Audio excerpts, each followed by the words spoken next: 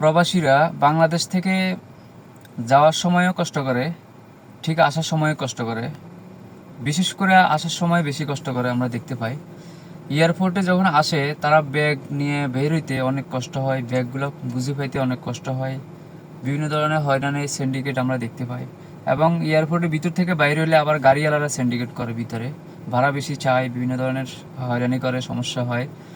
তো বাংলাদেশে আসার পরেও দেখি যে তারা ব্যাগ মাথায় নিয়ে হাঁটতেছে, খুব কষ্ট পাই। যাই হোক, প্রবাসী ভাইদের জন্য দোয়া ভালোবাসা রইল, যারা আমাদের বাংলাদেশের অর্থনীতি সচ্ছল রাখে। তো প্রত্যেকটা প্রবাসী ভাইদেরকে অসংখ্য ধন্যবাদ। তারা দেশ থেকে গিয়ে অনেক কষ্ট করে, অনেক কষ্ট স্বীকার করে, দেশের জন্য অনেক কষ্ট করে তারা।